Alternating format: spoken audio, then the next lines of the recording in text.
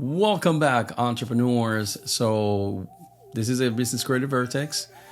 In this video, we're going to be focusing on monitoring and improving your business credit scores. Stay tuned.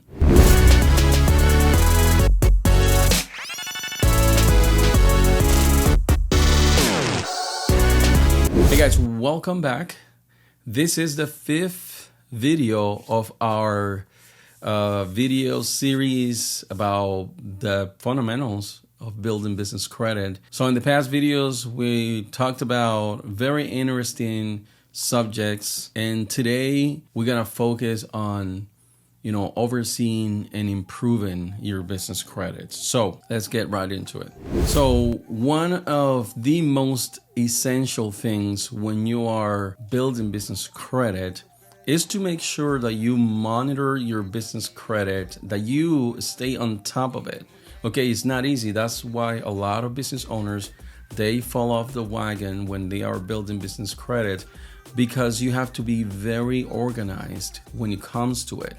Now, when you're handling, 3, 4, 5 vendors, that is doable. That is completely doable. But when you get to a point that you have 10, 15 net 30 vendor accounts that you have to handle.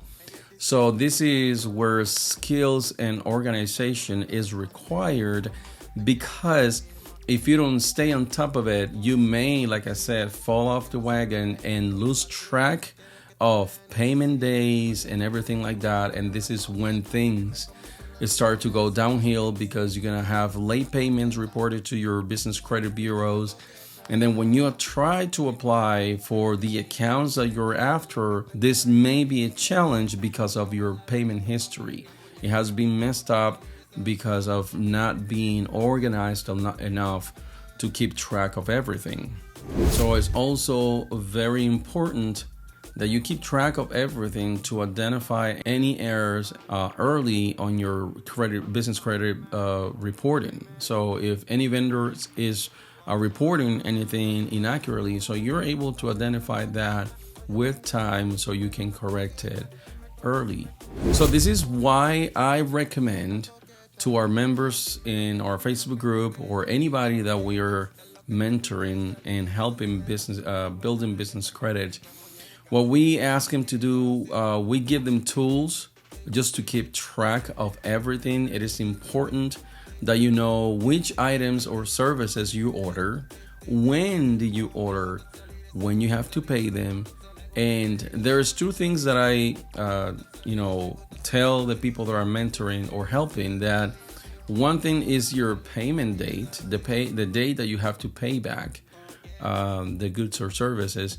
And another thing is like when you decide to pay it back.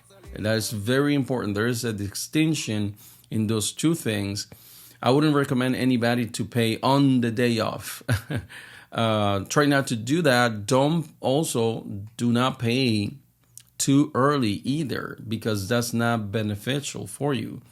Sometimes when you pay too early, it's counted as a cash payment, if you will, of some sort. So try not to pay too early, but try not to pay on the day off. Something could happen, and if you're not able to pay on that day, then you're gonna have a late payment reported to your business credit bureaus. Now, I have to really clarify the fact that some vendors, they'll give you, if it's not late, like at 30 days, then they will not report it late, because, right, it's a net 30. Now, if you pay it after 30 days, then it's going to show in your business credit bureaus late 0 to 30 days. So try to avoid that, because that could cause your business credit score to take a dive. So try to avoid that. We just want a steady growth. We want our chart to look like this instead of like this. So try to avoid any late payments. So I wanted to make a distinction that some business owners get confused with. Okay, so the fact that you have generated a Paydex or an IntelliScore, that doesn't mean that you can just go out now and get, for instance, buy a car under your business. Okay, so underwriters don't care about your score. They care more about your payment history. So what I mean by that is that, yes, you will probably have now an 80 Paydex or a 90 IntelliScore with Experian.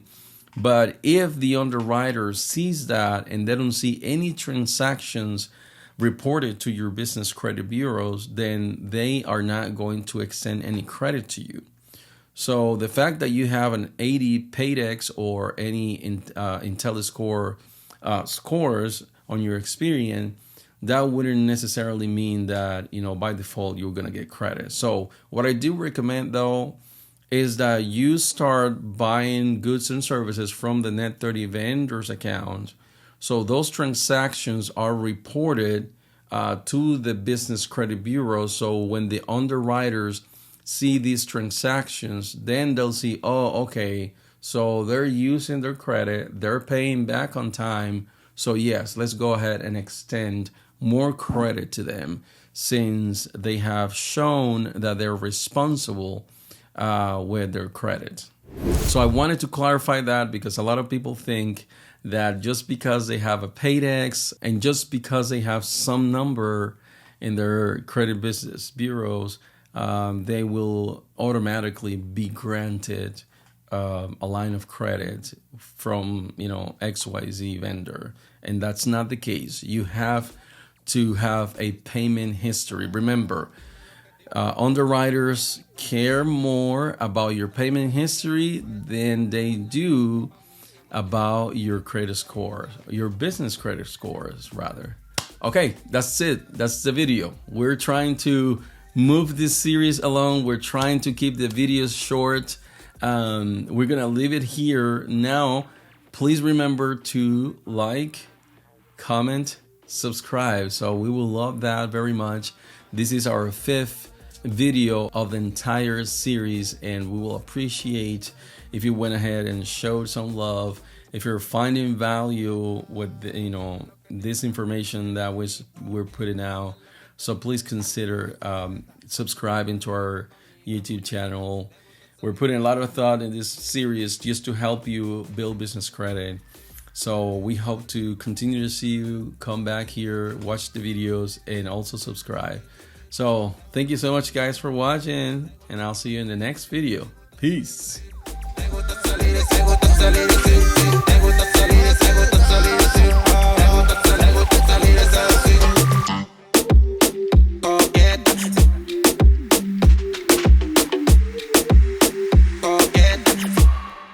Salir de esa